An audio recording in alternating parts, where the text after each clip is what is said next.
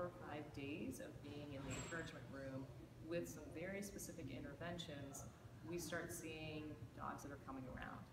And so there have been a very small group of dogs, and I would say probably less than 20 in the past year, that did not improve when they worked in the encouragement room.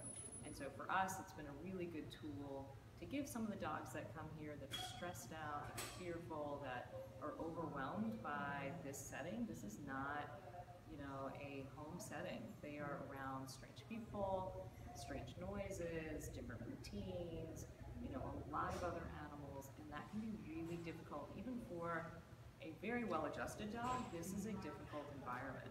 And so having a resource or a way to give dogs kind of some additional transition time, give them some additional attention, and some opportunities for us to interact with them one-on-one before having to make a decision about them has been really critical for us. And I feel like it's saved more dogs probably than anything else we're doing. The other thing that we've done in the past year, so going back to training and behavior, as we've been preparing to expand our training and behavior program into the community, one of the things we did was we identified animal care staff who had an interest and a passion in doing more, particularly with dogs, and we had them go through a year-long training program to get them ready to go out in the community and teach. But part of that is implementing those training skills in our facility.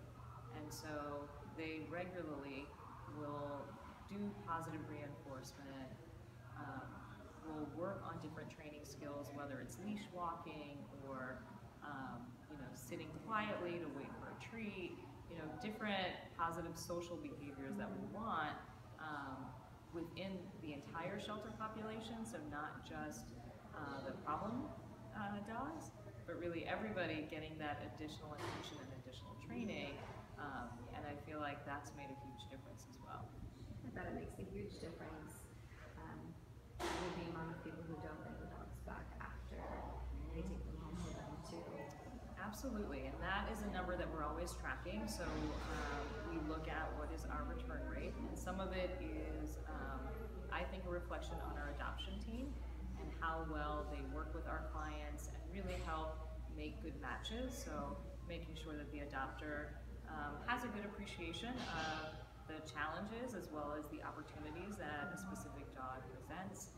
But then after the adoption, making sure that we're following up. So we have our call center that will call adopters within 3 days of an adoption, within a month of an adoption, to check in and see how they're doing and help link them to resources. So if they've gotten home and they're having some transition issues, making sure that someone from our behavior team is able to contact them and give them some tips, some ideas, send them some materials around how to make the transition into the home. If it's been a month and some new behaviors have emerged that maybe weren't there initially, helping point them to some resources around how to solve those, because our goal is to make good matches and then keep them in those homes.